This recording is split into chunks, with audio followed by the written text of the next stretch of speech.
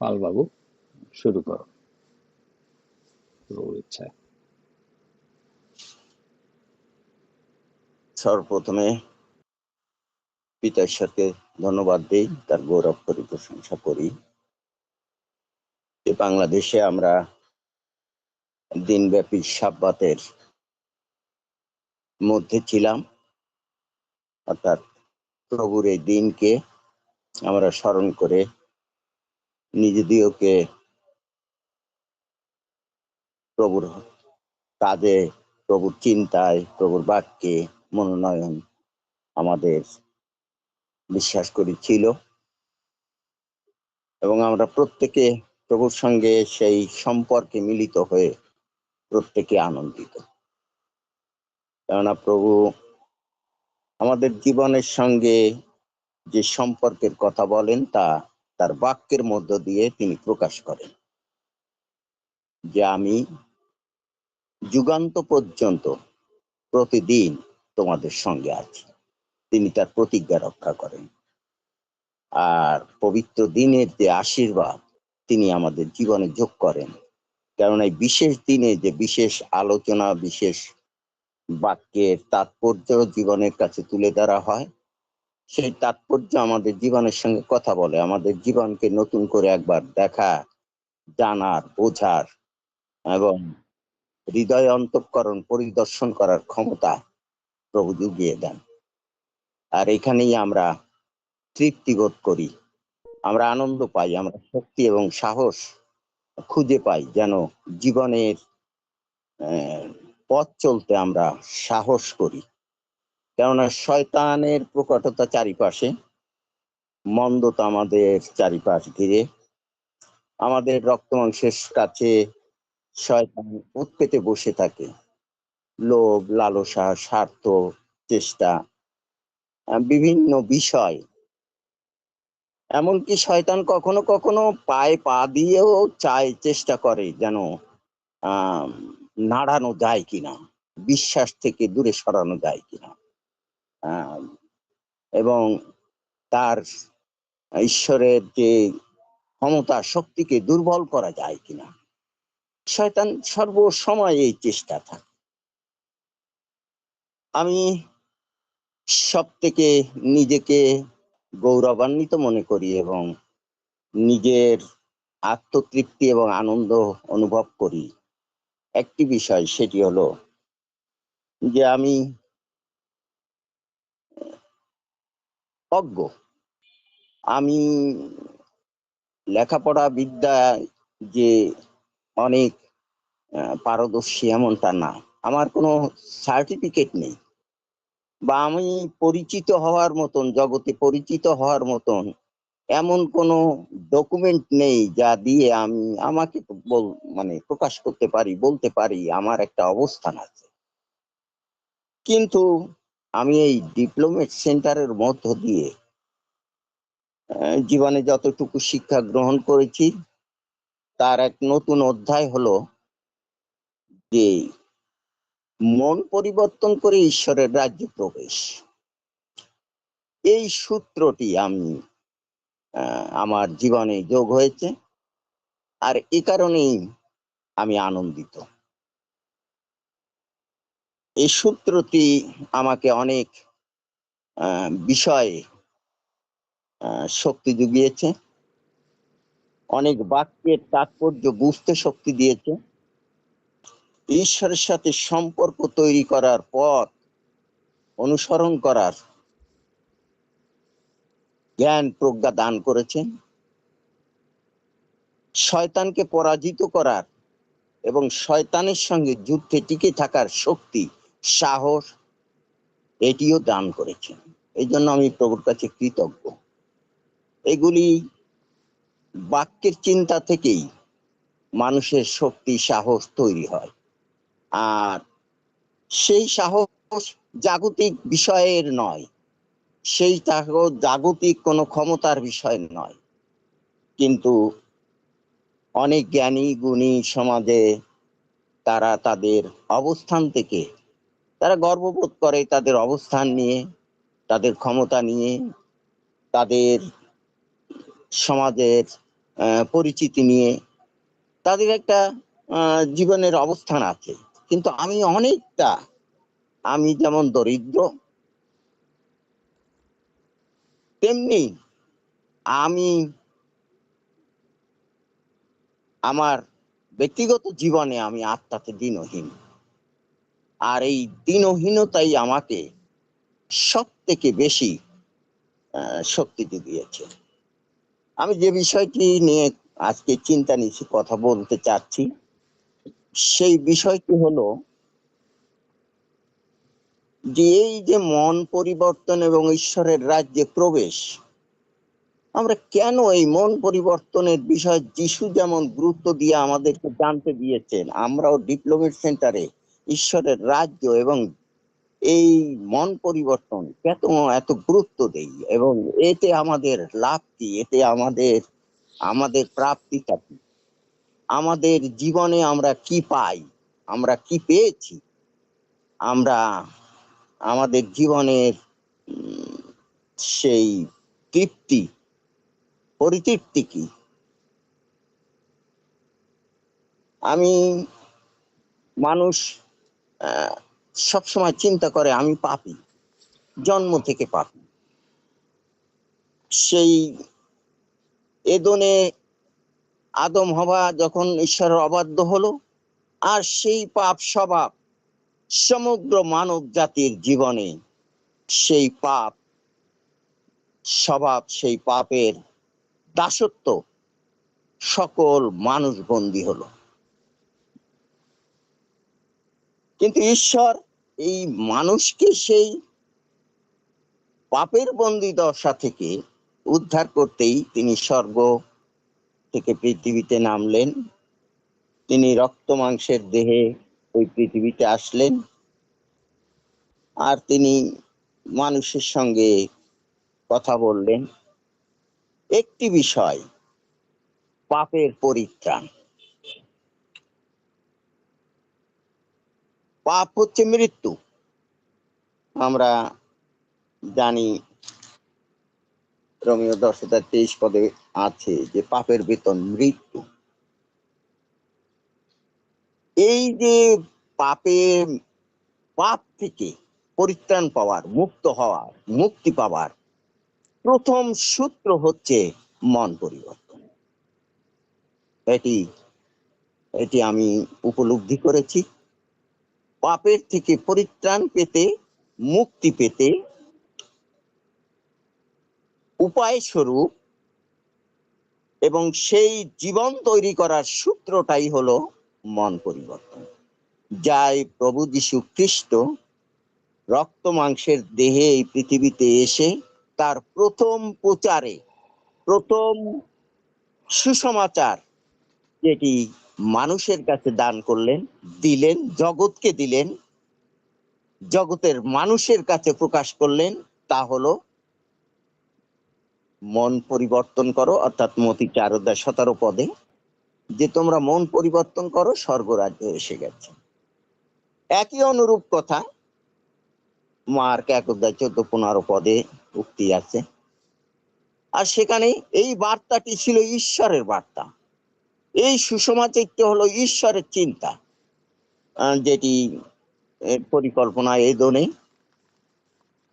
আমি প্রচারক না, তাই বাক্যের যে ধারাবাহিকতা, এই ধারাবাহিকতা আমি আমি অনেক সময় নেই না, এই ধারাবাহিকতা। কেননা জীবনে যে আলোচনা আমরা শুনি, যে নিত্য নিত্য যে বিষয়ের জন্য সময় কালক্ষেপণ করি, ধৈর্য ধরে অপেক্ষা করি শোনার জন্য, জানার জন্য, তার থেকে কি পেলাম, এই কথা প্রসঙ্গ করতেই প্রভু হয়তো আজকে আমাকে সুযোগ করে দিয়েছেন। আমি প্রচার করছি না, আমি কথা প্রসঙ্গ তুলে যে সার কথা, হৃদয়ের যে চিন্তাধারা পূর্ণতা তৈরি করার জন্য যে চিন্তাধারা আমরা নেই, তার থেকে আমরা কতটা শক্তি যোগালো আমাদের ঈশ্বর, আমাদের তার বাক্যের মধ্য দিয়ে আমরা কি পেলাম, আমরা কি সত্যি সঠিক চিন্তাধারায় আছি, সঠিক বিষয়ের মধ্যে আছি, সঠিক বিষয়গুলি কি বুঝতে পেলাম, সঠিক নিগুড় তত্ত্ব যা জীবনের কাছে আমার কাছে প্রকাশিত হয়েছে, সেই জীবন কি তৈরি করার জন্য কি আমি সত্যিই মনোনীত হতে পারলাম কিনা, এই সব প্রসঙ্গ কথাই আমি আলোচনায় আনছি বা আলোচনায় নিতে চাই। প্রথম বিষয় হচ্ছে পাপ থেকে পরিত্রাণ, অর্থাৎ পাপের ক্ষমা। ঈশ্বর যদি আমাদের জীবনে পাপের ক্ষমা কিভাবে পাবো, এই ক্ষমা আমাদের তৈরি হবে। আমরা জানি এই বিষয়ে আমাদের আমাদের যে এই যা দেওয়া হবে, যে হৃদয়টা দেওয়া হবে, মন পরিবর্তনের মধ্য দিয়ে নূতন একটি জন্ম লাভ করব। সেই জন্ম ঈশ্বর গ্রহণ করবেন এবং তিনি সেই নূতন জন্ম দান করবেন। সেই তিনি মনোনীত হবেন, ঈশ্বরের সন্তান হবেন, রাজ্যের অধিকারী হবেন এবং তার পাপ ক্ষমা করে দেবেন। আর তিনি এই পাপ স্মরণে আনবেন না। তিনি একটি হৃদয় দেবেন, যে আমাদের যে হৃদয়, যে পাথরময় হৃদয়ে আমরা তৈরি করে বসে আছি, আমাদের আসক্ত জাগতিকতায়, আমাদের বিলাসিতায় টানে, আমাদের অভিলাষ পূরণ করার জন্য আমাদের মন ব্যতিব্যস্ত হয়, আমরা লোভে পড়ি, আমরা মিথ্যা বলি, আমরা পাপে সেই পাপ রাজ্যে অজান্তেই প্রবেশ করি। আমরা সতর্ক থাকতে পারি না, আমরা সতর্ক হই না। আমরা যে পবিত্র হব, আমাদেরকে প্রভু তার বাক্যে বলছেন যে আমি যেমন পবিত্র তোমরা তেমন পবিত্র হও। আমাকে পবিত্র হতে হবে। আর যদি পবিত্র না হই, তাহলে আমি ঈশ্বরের রাজ্যে বসতি করা এবং ঈশ্বর যে আসবেন, তার পুত্র যে আসবেন, প্রভু যীশু খ্রিস্ট আসবেন, তিনি পুনরুত্থিত যে আমরা পুনরুত্থিত হব, আর সেই পুনরুত্থিত হয়ে তার সঙ্গে মিলিত হব। এটি আমাদের জীবনের যে সার্থকতা, মন পরিবর্তনের মধ্যে লাভ, সেই বিষয়টি আমাদের জীবনে আদৌ কার্যকারী হবে কিনা। আমি একটু পড়তে চাই জিরিমীয় 31 অধ্যায়, জিরিমীয় 31 অধ্যায় 34 পদ।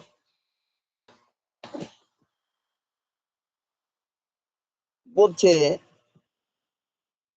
আর তোমরা সদাপ্রভুকে জ্ঞাত হও, এই কথা বলিয়া তাহারা প্রত্যেকে আপন প্রতিবেশীকে ও আপন আপন ভ্রাতাকে আর শিক্ষা দিবে না। প্রভু যখন আত্মাতে দিনহীন ঈশ্বর ভয়কারীকে মন পরিবর্তনের মধ্য দিয়ে যখন সে জীবনে প্রবেশ করে, ঈশ্বরের রাজ্যে তার সন্তান হওয়ার অধিকার লাভ করে, তখন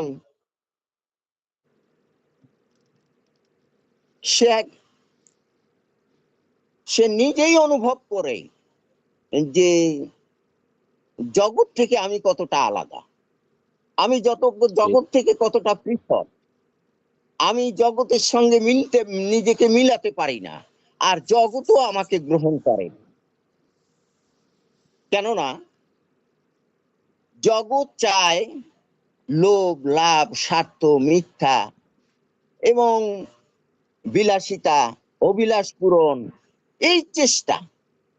আর এই চেষ্টার মধ্যেই হচ্ছে, এই চেষ্টা যখন যে করে, তার মধ্যে যে জিনিসটা তৈরি হয় সেটা হলো আত্ম অহমিকা। কেননা এই এই সব জিনিসগুলোই তাকে ঈশ্বর থেকে আলাদা করার জন্য দিয়ে বল, তার ভিতরে একটি আত্ম অহমিকা তৈরি করে দেন। ওই আত্মার শক্তি হলো এই জগৎকে নিয়ে সে অহমিকা করে, কেননা সে জগতের জ্ঞানে নিজেকে, নিজের অবস্থান তৈরি করেছে। আর এই শয়তান সেই সুযোগটাই গ্রহণ করে, যে সে আহ আত্মহমিকায় আত্ম অহংকারী হয়, আর নিজেকে সে আহ, ওইভাবেই প্রকাশ করে। কিন্তু ঈশ্বরের মনোনীতগণ তাদেরকে চিনে ফেলে। তা ঈশ্বরের মনোনীত সন্তানগণের কাছে সেই ব্যক্তি কোন সময় তার এই লুকানো চরিত্র, লুকানো চিন্তা, লুকানো সংকল্প কখনো লুকিয়ে রাখতে পারে না। কেননা তাহলে ঈশ্বরের বাক্য মিথ্যা, এবং ঈশ্বর যাদের মনোনীত করেছেন তারাও ভ্রান্ততা। অর্থাৎ ঈশ্বর তাদের মধ্যে সেই চেনার শক্তি, জানার শক্তি, বোঝার শক্তি, জ্ঞান দান করেন। আর এটাই হচ্ছে মন পরিবর্তনকারীর পাওয়া, এটাই হচ্ছে তার ঈশ্বর থেকে প্রাপ্তি। পরের যে বিষয়টি লেখা, কারণ তাহারা ক্ষুদ্র ও মহান সকলেই আমাকে জ্ঞাত হইবে, অর্থাৎ ঈশ্বরকে জ্ঞাত হবে, ঈশ্বরকে জানবে। তারা যে আত্মাতে দিনহীন, যে ঈশ্বরের পথে টিকে থাকার জন্য জগৎ থেকে আলাদা হবে, মন পরিবর্তন করবে, নিজের অভিলাষ, নিজের মিথ্যা থেকে দূরে থাকবে, মিথ্যাকে আশ্রয় না করে জীবনযাপন করার চেষ্টা করবে, ভোগ বিলাস থেকে দূরে থাকবে, সে অবশ্যই, অর্থাৎ পার্থিব বিষয় তাকে আকৃষ্ট করে না, পার্থিব বিষয় থেকে নিজেকে সরিয়ে আনা। ইহা সদা প্রভু কহেন, কেননা আমি তাহাদের অপরাধ ক্ষমা করিব এবং তাহাদের পাপ আর স্মরণে আনিব না। এই মন পরিবর্তনকারীকে প্রভু তার এই বাক্যে এই আশ্বাস দিচ্ছেন। আমরা আশ্বস্ত হই যে তিনি আমাদের পাপ ক্ষমা করতে চান, সম্পূর্ণভাবে আমাদের জীবনের পাপ মুছে দিতে চান। আমরা প্রতিজ্ঞাত হই, আমরা আর পাপ না করি, আমরা জগতের চাওয়া পাওয়াকে প্রাধান্য না দেই।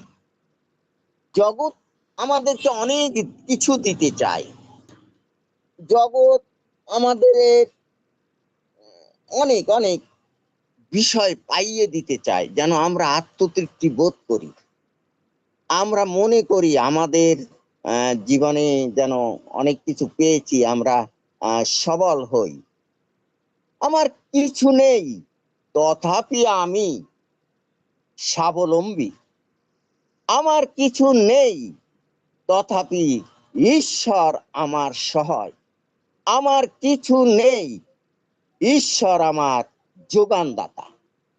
আমি উপলব্ধি করি যে এই সার চিন্তাগুলি, এই সার কথাগুলি আমাদের এই জীবনে আমরা যা শুনেছি, আমরা শিক্ষা পেয়েছি, আমাদের বাক্য থেকে আমরা যে সুচিন্তা গ্রহণ করেছি, তা যদি আমাদের জীবনের সঙ্গে, প্রত্যেকের জীবনের সঙ্গে যদি এমনি ভাবে কথা না বলে, তাহলে আমি ওই একটা কথা শিখেছি, শোনার জন্য শোনা আর বলার জন্য বলা।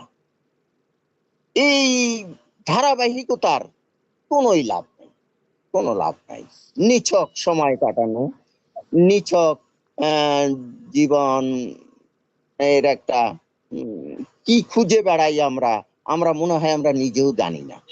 আর যদি সত্যি খুঁজে না পাই তাহলে বৃথা সময় কেন নষ্ট করছি। আমরা বিশ্বাস করি যে প্রভু আমাদের যোগানদাতা, আমাদের জীবনের সঙ্গে কথা বলতে চান। তিনি প্রত্যেকটি অধ্যায় আমাদের সুচিন্তা দেন, আমাদের আশ্বাস দেন, সান্ত্বনা দেন।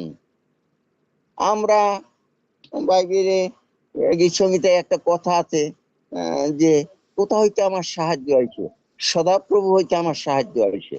সদাপ্রভু কাকে সাহায্য দেবেন? সদাপ্রভু সাহায্য করবেন, কিন্তু কাকে করবেন?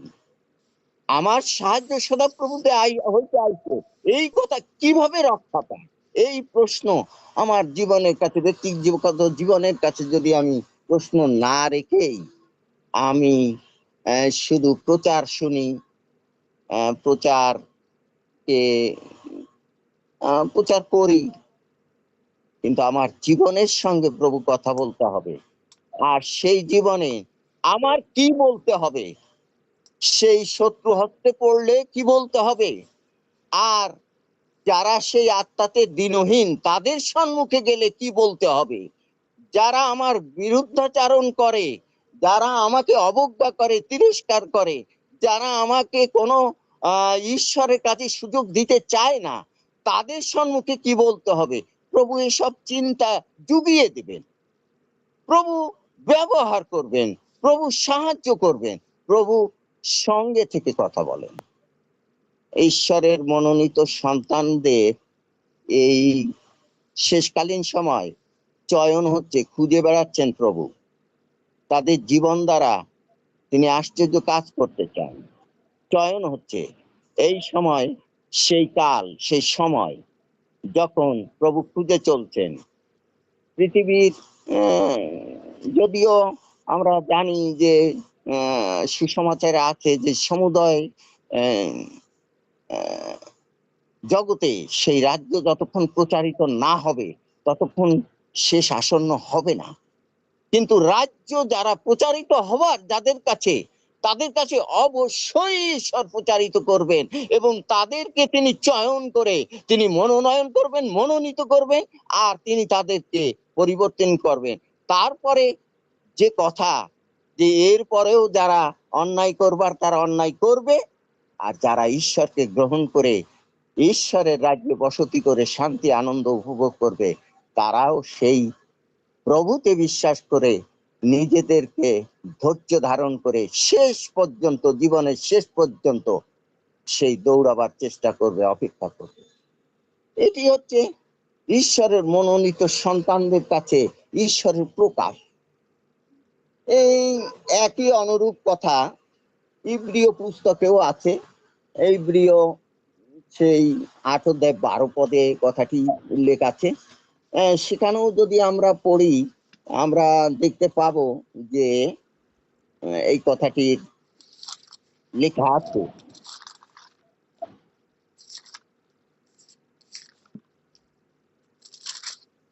কারণ যাহারা, আমি পড়তেছি ইব্রিয় 10 অধ্যায় 14 পদ থেকে পড়তেছি, কারণ এখানে কিছু চিন্তা আছে যেটা আমার চিন্তার সাথে এই কথাগুলি প্রকাশ পায়। কারণ যাহারা পবিত্রকৃত হয় তাহাদিগকে তিনি এক নৈবেদ্য দ্বারা চিরকালের জন্য সিদ্ধ করিয়াছেন, আর সেই নৈবেদ্য হচ্ছে পবিত্রতা, পবিত্রতার শক্তি, অর্থাৎ বাক্য ঈশ্বরের পবিত্র আত্মার শক্তি, বাক্য শক্তি জ্ঞান, আর পবিত্র আত্মার শক্তি তার পরিচালনা। প্রভু এই নৈবেদ্য চিরকালের জন্য সিদ্ধ, মানে তাদেরকে দিয়েছেন, সিদ্ধ করিয়াছেন, তাদেরকে দিতে চান, তিনি সেই অধিকারে তাদেরকে ভূষিত করতে চান। আর পবিত্র আত্মাও আমাদের কাছে সাক্ষ্য দিতেছেন, কারণ অগ্রে তিনি বলেন, সেই কালের পর প্রভু কহেন, আমি তোমাদের সহিত এই নিয়ম স্থির করিব, আমি তাহাদের হৃদয়ে আমার ব্যবস্থা দিব, আর তাহাদের চিত্তে তাহা লিখব। তৎপরে তিনি বলেন, এবং তাহাদের পাপ ও অধর্ম সকল আর কখনো স্মরণে আনিব না। আর কখনো স্মরণে আনবেন না। প্রভু এই সুচিন্তা যারা মন পরিবর্তনকারী, তাদের জন্য এই পাওয়া প্রত্যেকের জীবনে প্রাপ্ত হয়, প্রভু দিতে চান। আর আমার পাপ গণনা হবে না, অর্থাৎ এবার আমার শুধু ঈশ্বরের সঙ্গে সম্পর্কে জীবনের শেষ দিন পর্যন্ত টিকে থাকা, শেষ মুহূর্ত পর্যন্ত ধৈর্য ধারণ করা, প্রভু আমাকে গ্রহণ করবেন, বিশ্বাস রাখা।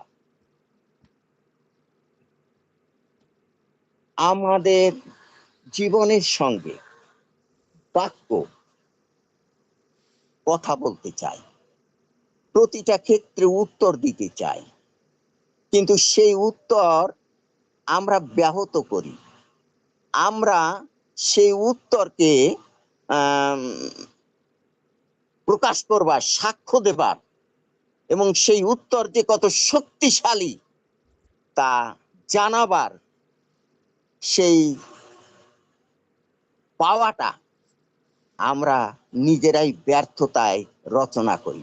অর্থাৎ আমাদের অক্ষমতা, আমাদের দুর্বলতা, আমাদের এই জাগতিকতার অসারতাই এবং পার্থিব বিষয় আমাদেরকে অনেক সময় সেই শক্তি অর্জনে ব্যাহত করে। অর্থাৎ সেই শক্তি এবং সেই পরাক্রম প্রকাশ করবার জন্য যে পবিত্রতা আমাদের অর্জন করা প্রয়োজন, সেই পবিত্রতার শক্তি অর্জনের জন্য আমরা এই পার্থিব বিষয় আমাদেরকে বাধা প্রাপ্ত করে।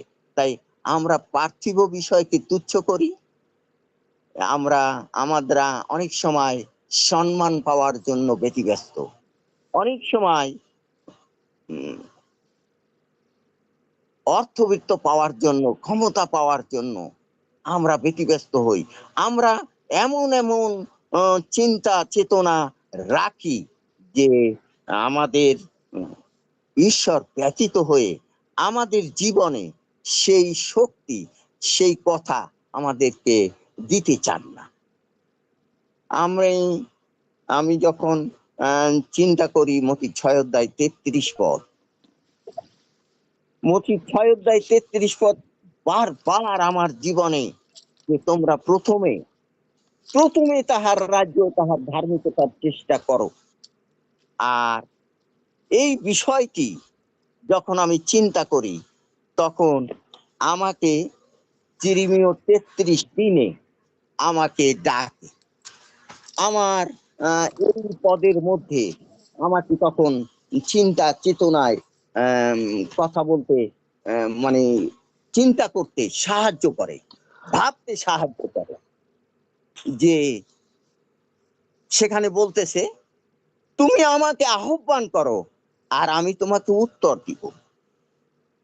অর্থাৎ ঈশ্বর কথা বলবেন।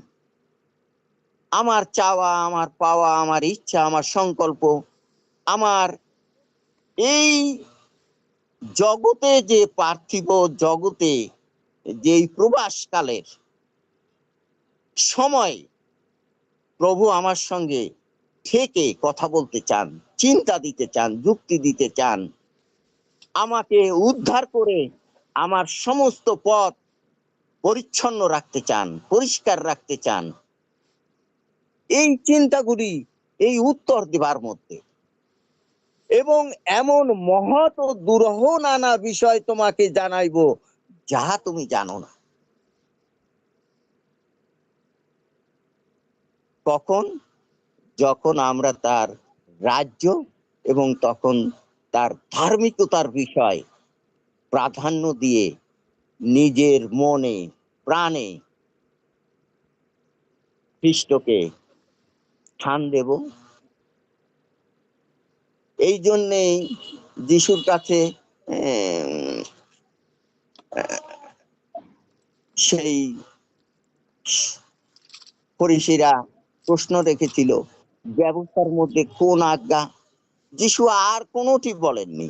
তিনি তার প্রথম আজ্ঞায় বলেছেন, তোমার ঈশ্বর সদাপ্রভুকে প্রথমে রাখো, তোমার সমস্ত প্রাণ, সমস্ত চিত্ত, সমস্ত শক্তি, সমস্ত কিছু দিয়ে তাকে তুমি ভালোবাসো। আমরা এই ভালোবাসা রক্ষা করতে কতটা পেরেছি, কতটা পারছি, কতটা দুর্বলতায় আছি, এটাই একজন মন পরিবর্তনকারীর জীবনের কাছে প্রশ্ন থাকা দরকার। আর যদি এই প্রশ্ন আমরা নিজেদের কাছে নিজেরাই রাখতে পারি, প্রভু অবশ্যই ওই সেই চাবিগুলি অবশ্যই আমাদেরকে দান করবেন, যে চাবির মধ্যে আমাদের সমস্ত সেই পাপ ক্ষমা থেকে ঈশ্বরের সঙ্গে সেই মিলিত হবার, অর্থাৎ প্রভু যীশু খ্রিস্ট যখন আসবেন সেই দ্বিতীয় আগমনে আমরা যে তার সঙ্গে যাব, সেই ব্যবস্থা। একটি বিষয় শুধু শেষে বলতে চাই, যে বিষয়টি হচ্ছে যে আমাদেরকে পবিত্র হতে হবে এবং ধার্মিকতার বস্ত্র আমাদের জীবনে অর্জন করতে হবে। আর যদি আমরা সেই ধার্মিকতার বস্ত্র অর্জন করতে না পারি, তাহলে ঈশ্বরের সম্মুখে আমরা হতে পারবো না। কেননা ঈশ্বরের সামনে যাওয়ার মতো এই রক্ত মাংসের দেহ কখনো ঈশ্বরের সামনে যেতে পারে না। তাই ঈশ্বরের সামনে যেতে হলে আমাদেরকে পবিত্র হতে হবে, ধার্মিকতার বস্ত্র পরিধান করতে হবে। তা না হলে আমরা সেই পেরিতপুলের সেই উক্তিটি আছে যে আমরা এখন দর্পণে, অর্থাৎ আমরা এই বাক্যে ঈশ্বরকে উপলব্ধি করি, অদৃশ্য ঈশ্বরকে উপলব্ধি করি, কিন্তু আমরা সম্মুখী হয়ে তাকে দেখব, তার সঙ্গে কথা বলবো, তিনি আমাদের মধ্যে বাস করবেন, আমরা তার, তিনি আমাদের ঈশ্বর হবেন, আমরা তার প্রজা হব। ঈশ্বর আমাদের এই সুচিন্তা দান করুক, যেন আমার এই চিন্তাধারার মধ্য দিয়ে যদি কোনো উক্তি থাকে যা আমাদের জীবনের সঙ্গে কথা বলে থাকে, আমরা সেই যুক্তিকেই মূল্যায়ন করি এবং প্রভুকে এই বাক্যের মধ্য দিয়ে, এই সুচিন্তার মধ্য দিয়ে নতুন করে আরেকবার খুঁজে দেখি, যেন আমরা সেই জীবনে প্রবেশ করতে পারি। প্রভু তার বাক্যে আশীর্বাদ করুন। ধন্যবাদ। পিতা ঈশ্বরের ধন্যবাদ করি, প্রশংসা করি, গৌরব করি যে তিনি আজকে পালবাবুকে ব্যবহার করেছেন, তার মাধ্যমে তার চমৎকার বাক্য, প্রভুর যে বাক্য সেটা প্রকাশিত হয়েছে। ধন্যবাদ, প্রশংসা, গৌরব করি প্রভু। আমেন।